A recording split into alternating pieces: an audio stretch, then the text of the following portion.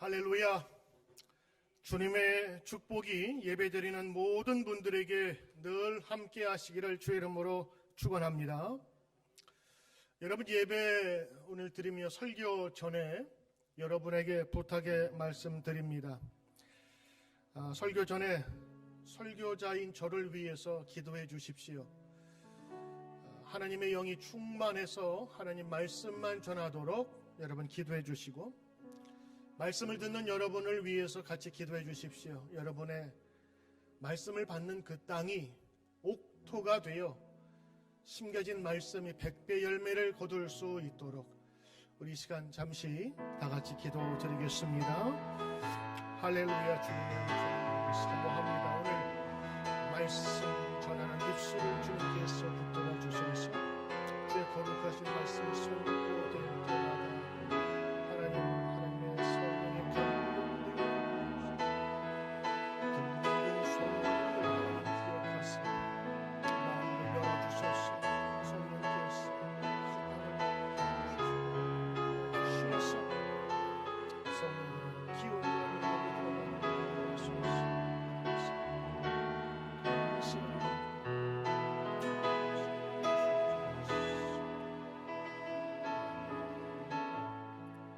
예수님 이름으로 기도드립니다.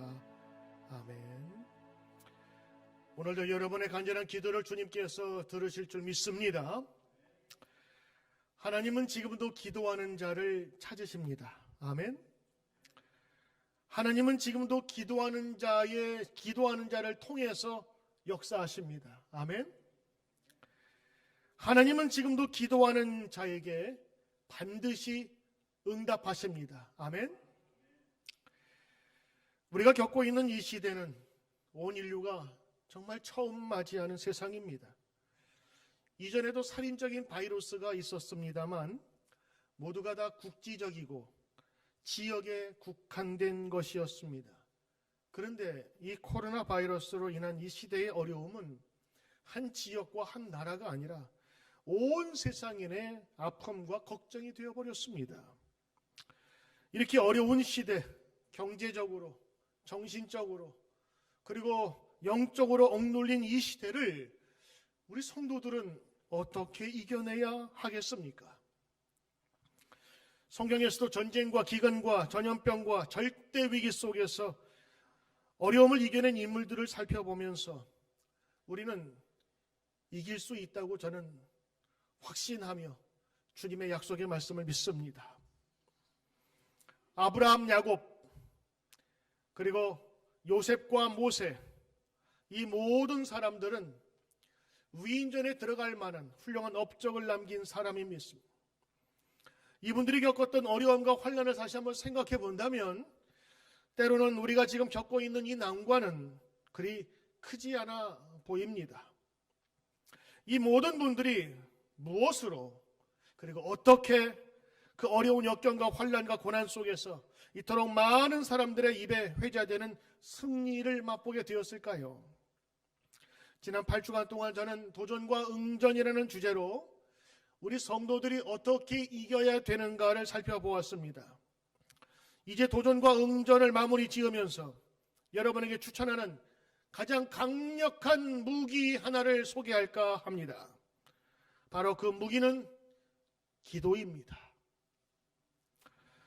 기도는 기독교에 가장 중요하다고 해서 기도라고도 그렇게 흔히 불리기도 하고, 또 기도가 가장 강력한 무기인 것은 바로 청룡도, 관우가 썼던 청룡도가 아닌 기도, 그래서 그 기도가 가장 큰 무기라고 흔히들 이렇게 얘기를 합니다. 성경의 인물의 엄청난 승리의 뒷배경에는 여러분 기도라고 하는 거대한 통로가 있음을 우리는 보아야 합니다. 만약 성경의 수많은 그 영웅적인 이야기들 속에서 기도의 이야기를 빼버리면 그냥 영웅의 이야기만 남습니다.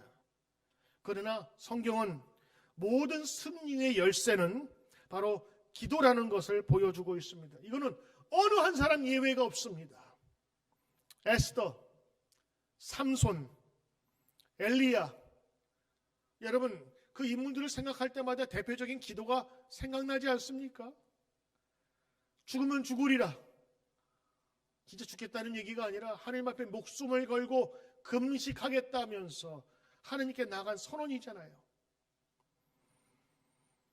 이들의 기도를 통해서 점차로 하나님께 가까이 가고 하나님과 통하고 하나님께 통한 그 은혜를 받게 되어서 큰 힘을 내게 하는 것, 바로 성경 인물들의 특징이요, 우리가 본받고자 하는 것입니다. 하나님은 이 기도하는 자들에게 새로운 힘과 용기를 주셨습니다. 여러분, 그렇지 않은 사람 한번 여러분 돼보십시오. 성경이 우리에게 큰 힘이 되는 것은 그때도 역사하셨던 하나님의 방법과 원칙이 오늘 이 시대에도 통한다고 하는 거예요. 영원까지 변치 않는 하나님의 그 속성과 은혜는 지금 우리에게도 나타나며 그 은혜의 접촉은 기도를 통해서 가능하다고 하는, 기도가 영적인 호흡이다, 기도는 우리 크리스찬의 기본이다, 그걸 떠나서 하나님과 통하기를 원하는 사람은 기도라는 매개체를 가지고 있어야 되는 것입니다. 성경에는 이 두려움이라는 단어가 많이 등장하는데 구약에서만 400번 이상 등장합니다. 이 두려움은 지금이나 과거나 모든 사람에게 맞닥뜨리는 큰 주제인 것 같습니다. 때로는 마귀가 우리에게 두려움을 주어서 이 두려움으로 하여금 우리로 하여금 걱정과 염려와 근심과 분열로 나타나게 하지요. 그러나 하나님은 이런 어려움 속에서도 우리가 이기기를 바라고 승리의 용사가 되길 원하시는 것입니다. 왜냐? 우리가 이 두려움을 이길 때에 강력한 믿음의 용사로 성장할 수 있기 때문인 것입니다. 오늘 예배드리는 여러분, 혹시 여러분의 마음 가운데에 인생에 큰 장벽이 있다고 느끼시는 분 계십니까? 혹시 여러분 가운데 내가 헤쳐나가야 될 짊어질 짐이 너무 무겁다고 생각하는 분이 계십니까? 아니면 믿을 사람 하나도 없이 세상에 나 홀로 남겨둔 것 같은 그런 생각이 드신 분 계십니까? 열어줘야 할 비즈니스의 문이 열리기를 바라면서 오늘 이 시간 예배 드리는 분 계십니까? 오늘 제가 소개하는 이 사람과 비교해 보면서 여러분 은혜 받으시기를 바랍니다. 바로 그 사람은 여호수아입니다. 그는 광야 시대를 지났습니다. 그리고 새로운 약속의 땅으로 갔던 1세대의 유일한 인물 갈렙과 함께, 그리고 12지파 중에 에브라임 지파의 가장 잘 나가는, 그야말로 선택된 지도자감 청년 리더였습니다. 그는 정복 전쟁을 잘 치룬 지도자였습니다. 모두가 다 두려워하는 거인 족속을 보면서도 저들은 내 밥이라고 하는 데에 주저함이 없었습니다. 우리가 생각하는 여호수아는 장군 중에 장군 아닙니까?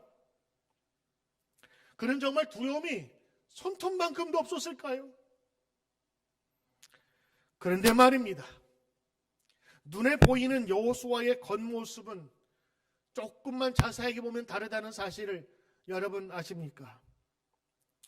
여호수아의 인간됨을 자세히 살펴보면 구약의 인물 중에서 손에 꼽을 정도로 아주 연약한 사람 중에 한 사람입니다. 여호수아가 직접 들으면 기분 나쁘겠지만 솔직히 말씀드려야 되겠습니다. 사실 여호수아는 언제나 주도적인 사람은 아니었어요. 항상 따라가는 사람이었습니다. 그는 리더기보다는 팔로우였어요. 어떤 일을 주도적으로 계획하고 만들기보다는 만들어진 일에 쫓아가던 사람이었습니다. 그래서 성경은 여호수아를 가리켜서 모세의 수종이 뭐예요? 따르면서 시중 두는 사람이잖아요.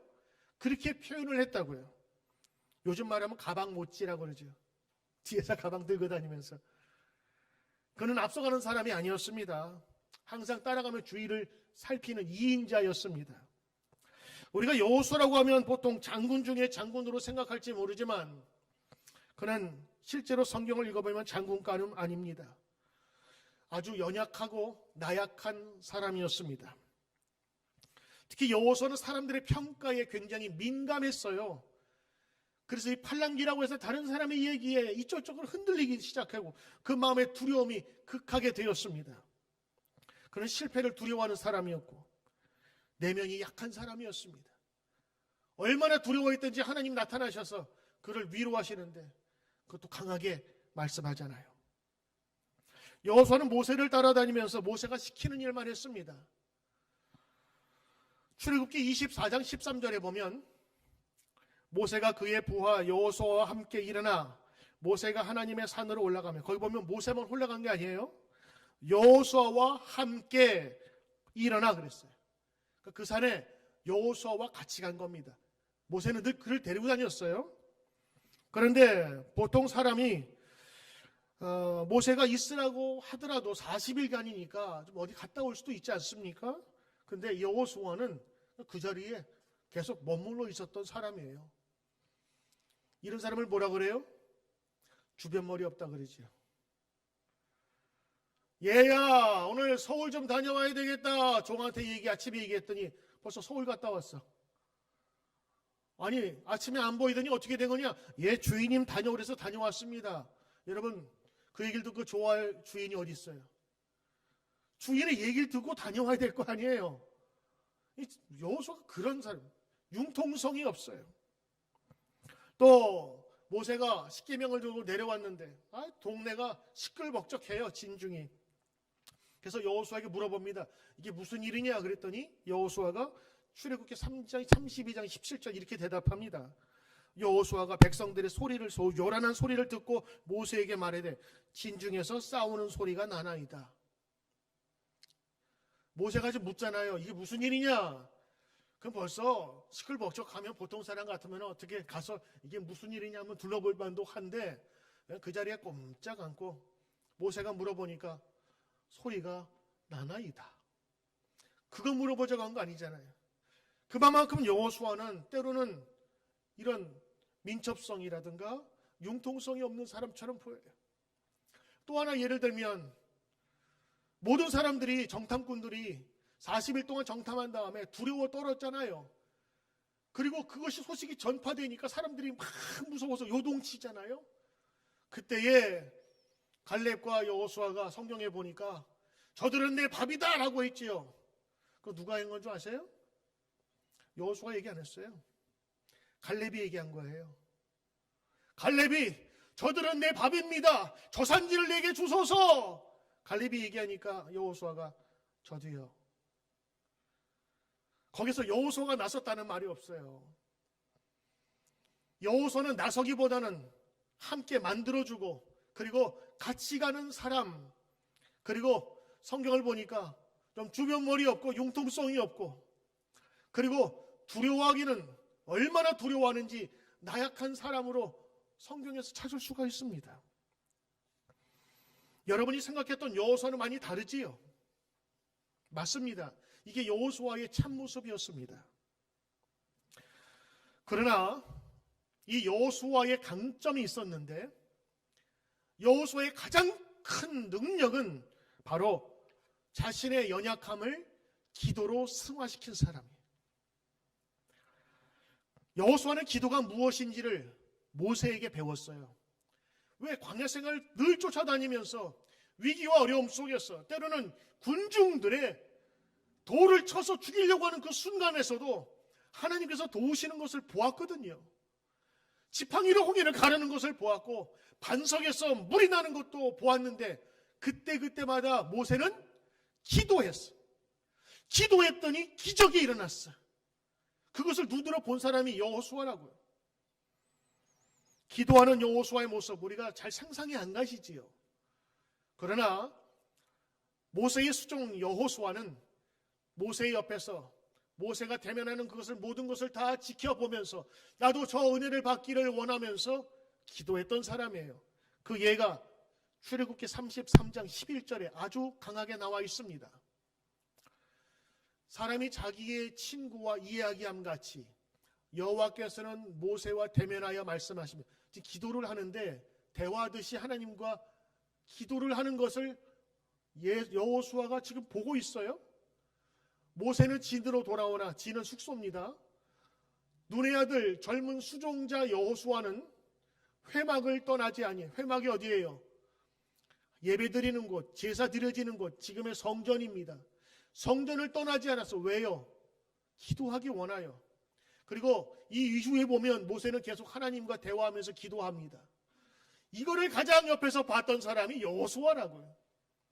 그 여호수아는 나약하고 빈약할지 모르지만 주님만 종종 따라다니는 그런 주변머리 없는 사람처럼 보였지만 오늘 그가 33번의 전쟁을 다 치르고 정복전쟁을 마지막까지 잘 완수했던 지도자로 성장할 수 있었던 그 뒷병행의 가장 큰 열쇠는 바로 기도였다고 하는 거예요.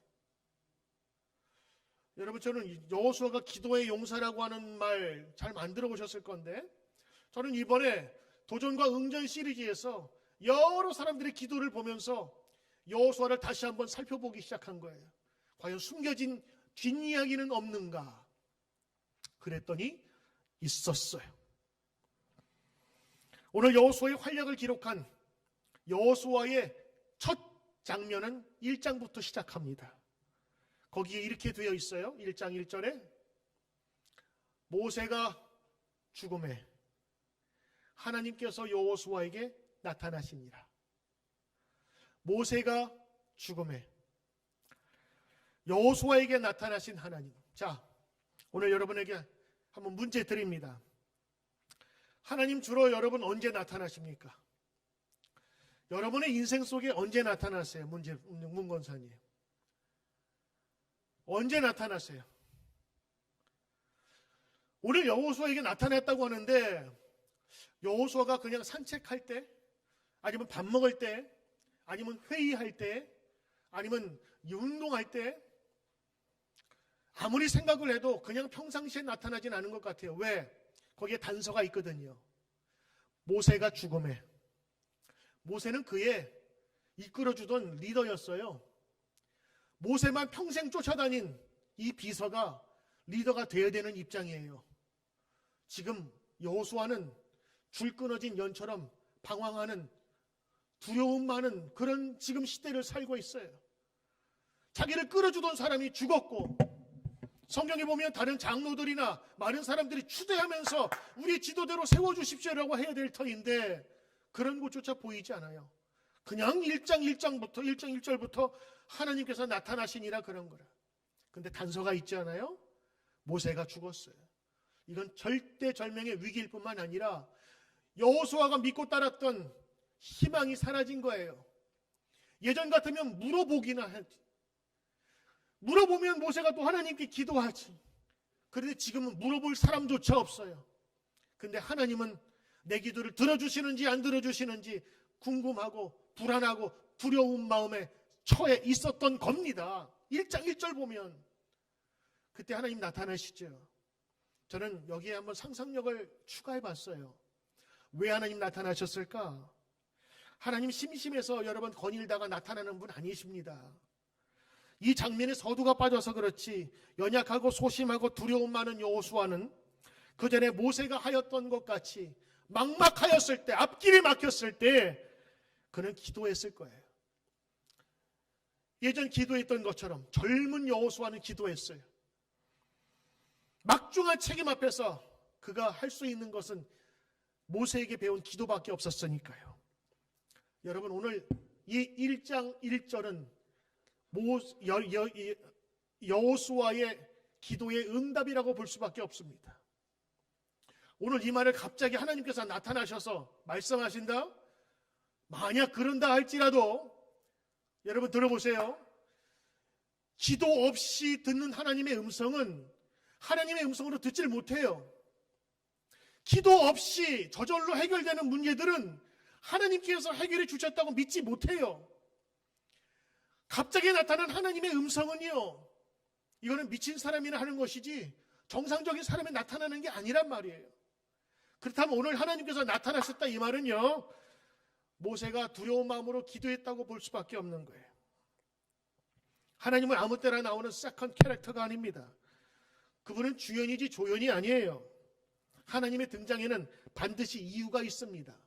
어린 사무엘이 나타날 때는 그 시대에 하나님의 말씀이 시기했으니까 어린 사무엘을 써서 쓰려고 하나님께서 나타나셨지만 기도하는 사무엘이 하나님 알아봤어요?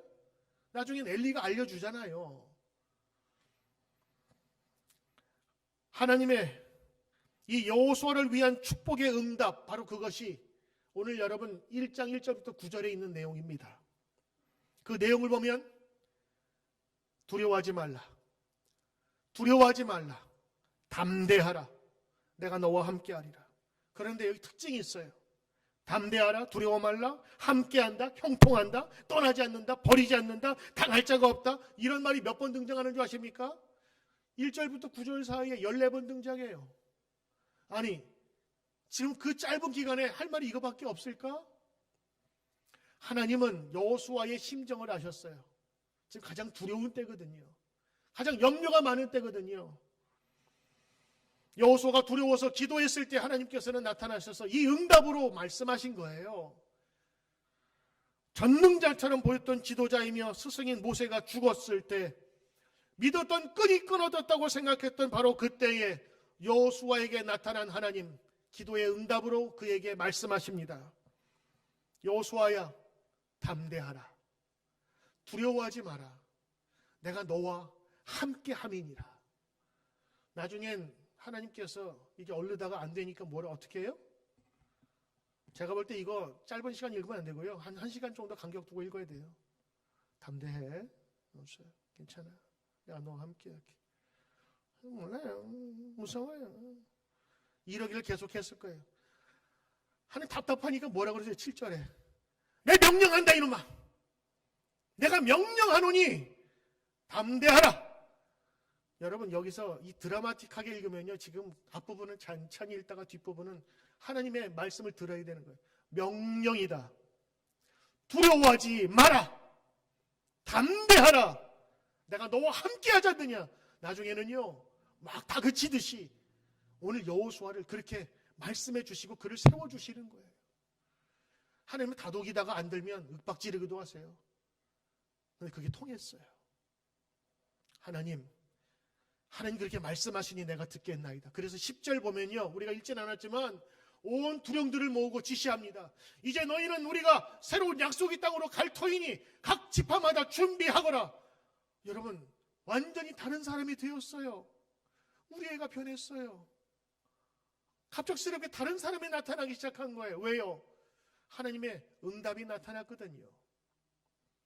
가장 필요했던 그 마음속의 두려움과 그리고 아무것도 나를 도와줄 리가 없다는 그 막막한 속에서 하나님의 위로하심과 함께하심이 그의 마음을 사로잡았던 거예요. 이게 여러분, 이 정복전쟁의 키입니다. 이 순간이 없었다면 그 이후의 정복전쟁은 이룰 수가 없었어요. 그래서 맨 첫 장에 이것을 등장하면서 여기에 시작하는 것입니다. 담대함으로 시작하는 전쟁.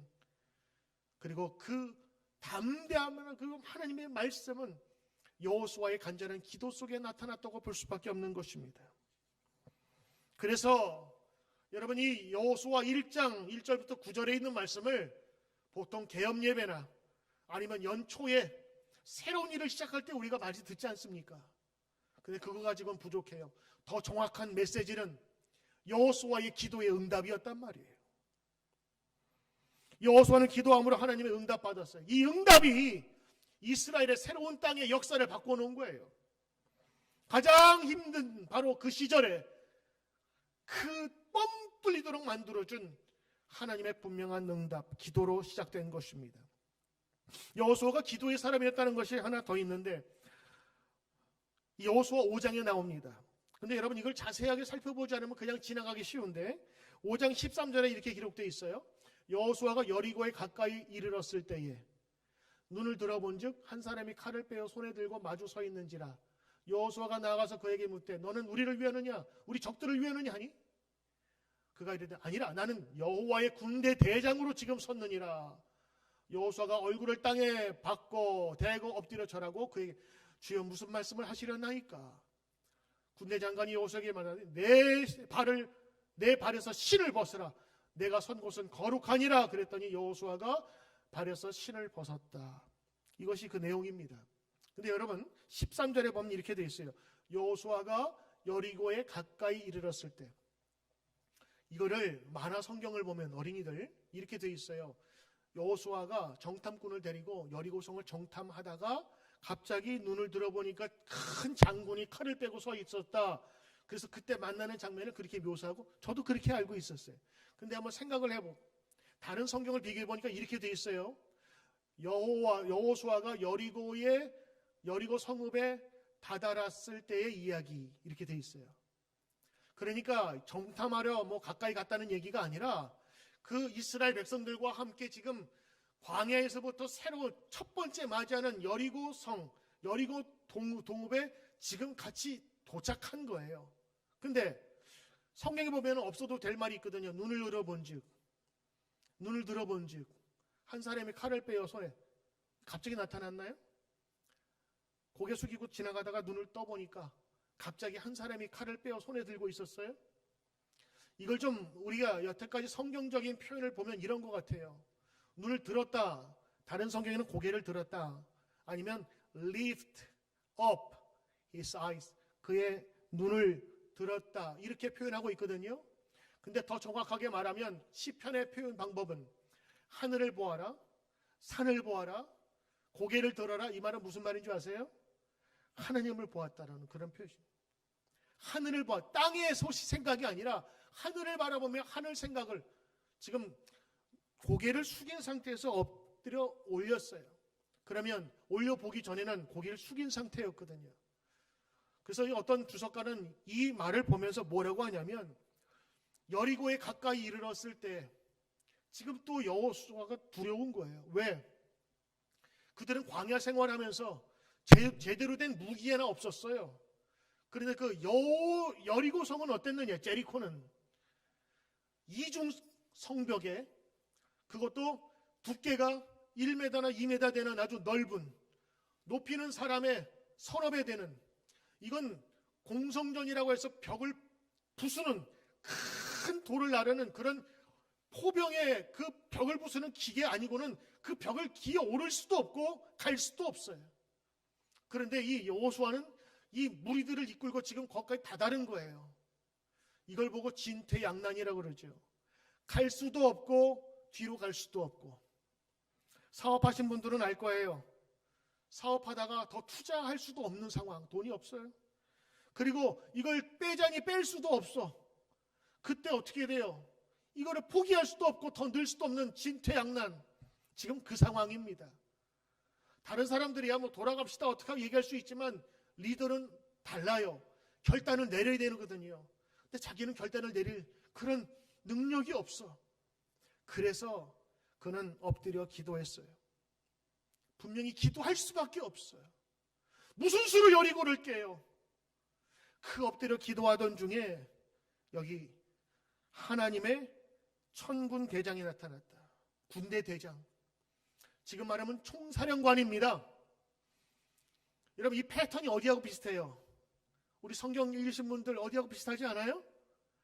모세가 광야에서 지날 때에 떨기나무 속에서 하나님을 만나잖아요. 그때 하나님 뭐라 그러세요? 여기는 거룩하니 너의 신을 벗으라. 똑같지 않아요?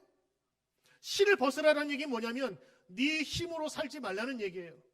이제 내가 너를 애굽으로 보낼 터인데 너의 능력이 아닌 나의 능력으로 따르겠느냐? 그러니 신을 벗어라. 그래서 신을 벗는 장면이 나오죠. 근데 여기 보니까 하나님은 나타나지 않지만 여기 보니까 여호와 하나님의 하늘 군대 대장이에요. 하늘 군대를 움직이는 최고 총사령관이 지금 여호수아 앞에 있다고요. 그리고 나서 신을 벗으래요. 모세 다음으로 여호수아니까 하나님만 나타나고 그 2인자를 보냈나? 분명한 것은 하나님의 명령으로 그 대장이 나타났다고 하는 거예요. 그리고 신을 벗게 하는 예식을 치르게 하니 여호수아가 뭐라 그래요? 그대로 행하니라. 그 말씀대로 따르겠나이다 하는 거예요. 왜? 여호수아는 지금 선택의 기로가 없어요. 오로지 하나님밖에 의지할 수밖에 없는 거예요. 모세에게 홍해가 있었다면 여호수아에게는 여리고에 있었어요. 여리고는 결코 무너뜨릴 수 없는 성이었습니다. 그런데 그것이 광야를 지나서 처음에 등장한 첫 번째 관문이었어요. 엄청난 도전이었고, 그런데 기도 안 한다고요? 그러면 거짓말이죠. 그래서 오늘 이 말씀은 그가 기도하던 중에 눈을 들었어요. 그때에 아마도 환상 속에서 그를 본 것 같아요. 그러므로 오늘 이 여호수아가 위기에 닥쳤을 때마다 기도하는데 그때마다 하나님께서는 기가 막힌 방법으로 응답하셨네요. 두려워하지 말라. 그리고 오늘 두 번째, 여긴 거룩한 곳이니 내가 행할 것이다 라며 신을 벗기지요. 그리고 여호와의 권능의 신을 신기게 되었습니다. 여러분, 여호수아가 가장 잘한 게 있다면 약하고 힘들고 어려울 때에 그는 모세처럼 기도했다고 하는 것입니다. 제가 서두에 말씀드렸죠. 여호수아는 우리와 비슷한 사람이에요. 우리와 성정이 비슷해요. 나약할 때 나약하고 두려워할 때 두려워하고 하나님이 계신데도 불구하고 늘 넘어지고 좌절하고 불평하고 원망하고. 그런데 여호수아가 가지고 있었던 가장 큰 무기는 모세한테 배운 기도였습니다. 하나님께서는 기가 막히게 어려운 때마다 그 문제를 해결해 주셨는데, 여러분 여리고성이 어떻게 무너뜨린 줄 아시죠? 그들의 힘과 무기가 아닌 하나님의 함성과 하나님의 믿음으로 그 성을 돌아볼 때 성이 무너져 버렸어요. 이거 도저히 이해가 되지 않는 상황입니다. 사랑하는 성도 여러분, 모세와 똑같은 경험을 통해서 그는 다시 부름을 받게 되었습니다. 모세는 하나님을 신뢰하지 못하며 터벅터벅 걸어가던 광야에서 하나님을 만났을 때 새 힘을 얻었고, 여호수아는 그 거대한 이 제리코, 한국말로 뭐죠? 여리고 성 앞에서 좌절하고 있을 때 하나님을 만난 거예요. 하나님께서는 그 어려운 때에 문제를 해결해 주신 것입니다. 이런 말이 있습니다. 여러분, 기도는 골방에서 시작되지만 현장에서 빛을 보는 것이다. 골방에서의 나 혼자 싸움 같지만 현장에서 하나님의 능력이 나타나는 게 기도라고 하는 거예요. 오늘 여러분 본문으로 돌아갑시다. 두려워하며 기도하던 여호수아에게 주신 응답이 바로 1장 1절부터 9절의 말씀입니다. 어느 날 갑자기 나타나서 너 두려워하니까 두려워하지 말라라고 얘기했던 것이 아니라 두려울 때 기도했던 여호수아에게 응답하신 내용이 바로 1장 1절. 그렇다면 이 여호수아서는요, 기도의 장이라 부를 수 있는 거예요. 야, 근데 모세는 그렇게 기도하며 응답받은 기적의 내용들이 많은데 왜 여호수아는 왜 기도했다는 내용이 없냐? 여러분, 이유가 있습니다. 모세오경은 모세가 기록됐다고 쓰여 있기는 하지만 그 중심이 인물 중심으로 되어 있어요. 모세의 기록적인 역사면서 거기에 역사를 덧붙여 나갔습니다. 그러니까 개인적인 그런 이야기가 많아요. 근데 여호수아서는요, 정복기에 쓴 행정적인 문서 같은 거거든요. 그래서 개인적인 여호수아에게 집중하기보다는 어느 땅을 분배했고 어느 분쟁이 있을 때 어떻게 해결했다고 하는 이런 행정적인 서술용으로 쓰는 그런 문서 보관용 같은 거예요. 그러니까 여기에서는 자세한 개인적인 그런 고민이나 이런 걸 다루지 않았어요. 그런데 내용을 자세히 보니까 여호수야말로 기도의 용사를 보여주는 가장 중요한 메시지가 담겨져 있더라고요. 10장에 가니까요, 아말렉과 전쟁을 하는데 이거 해 질 때까지 막 무찔렀어요. 근데 해가 떨어지면 이제는 그 적들을 무찌르지 못하니까 이 여호수아가 급하니까 해야 멈추지 마, 달아 뜨지 마라. 그래가지고 여러분 그 성경에 보면 해가 지지 않았다 그랬어요.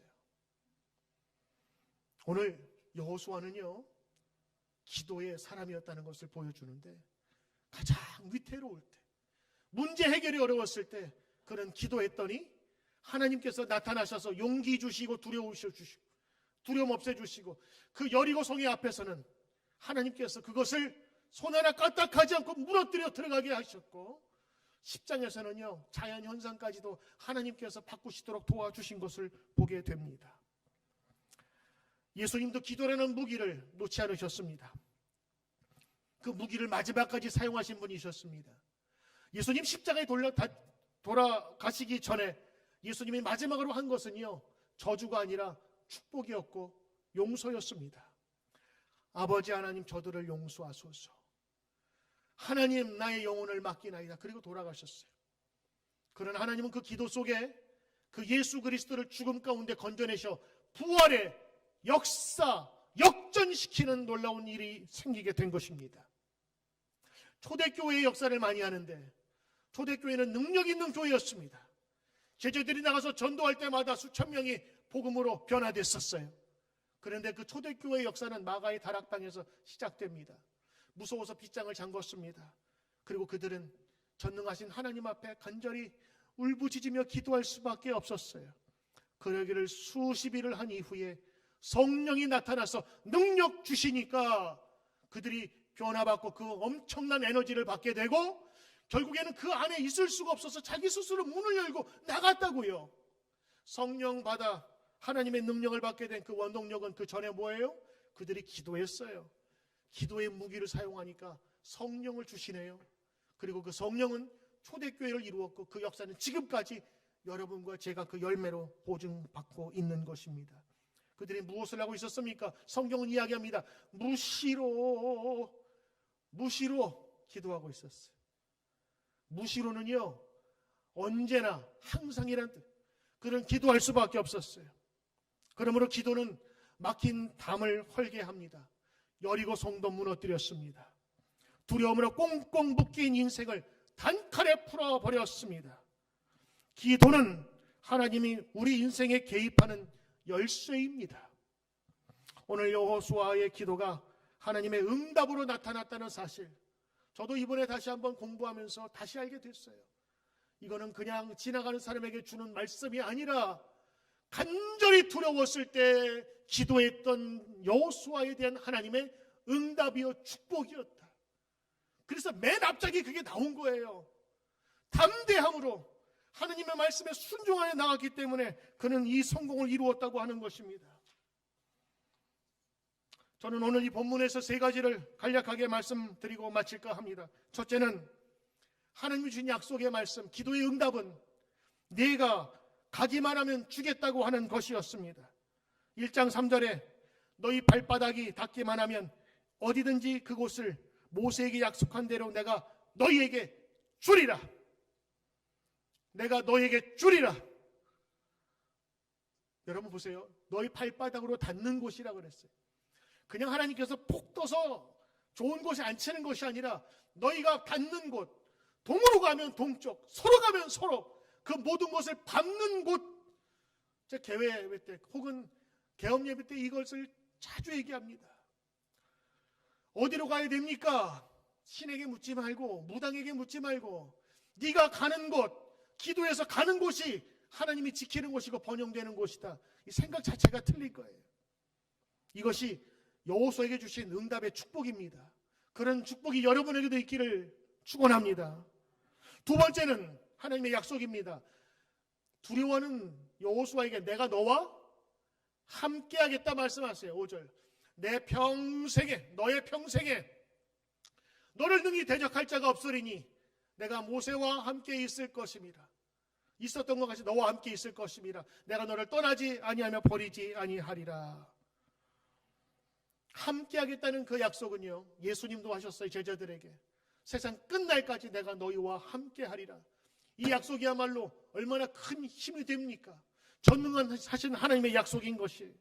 세 번째, 그 어떤 것에도 흔들리지 않는 방법을 알려주셨어요. 하나님은 우리에게 인생을 개척하고 나갈 때 고기 한 덩이 주면서 먹으라 하지 않았어요. 여러분 자녀들에게 주는 그런 좋은 교훈이 있지요. 자녀에게 물고기 한 마리를 주지 말고 물고기 낚는 법을 알려주라. 이게 유대인의 흑됨이라고 그러대요. 하나님은 우리에게 한 끼 먹고 끝나는 것이 아니라 이길 수 있는 방법을 주신 거예요. 그 키가 뭐냐? 말씀을 가까이 하라. 8절. 이 율법책을 내 입에서 떠나게 하지 말며 주야로 그것을 묵상하여 그 안에 기록된 대로 다 지켜 행하라. 그리하면 너의 길이 평탄하게 될 것이며 내가 형통하리라. 오늘 이 세 가지 약속과 언약과 그리고 세상을 평탄케 하는 방법을 알려주신 하나님. 왜요? 여호수아의 기도에 대한 응답이었습니다. 기도하는 백성 하나님께서 그냥 놔두시지 않습니다. 반드시 들어주십니다. 기도하는 성도의 기도는 가장 날카로운 칼과 같습니다. 그 어떤 장애물도 벨 수 있는 청룡도보다 더 귀한 하나님의 무기인 것입니다. 여러분, 하나님의 무기를 감추지 마십시오. 하나님의 무기를 녹슬게 하지 마십시오.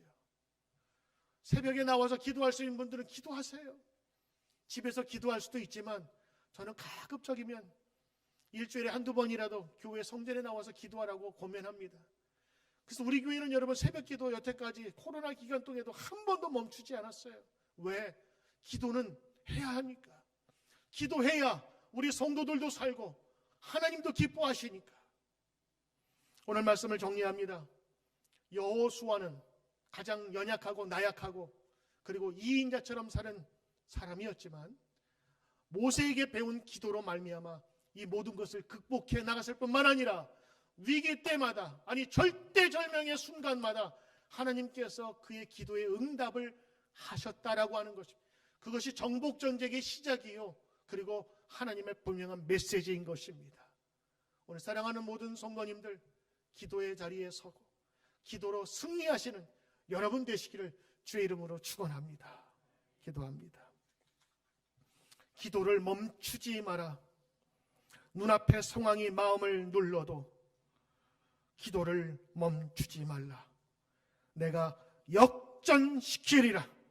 오늘 여호수아에게 주신 말씀이기에 오늘도 아멘 하며 주님께 나아갑니다. 주님 축복하여 주옵소서. 예수님 이름으로 기도드리옵나이다.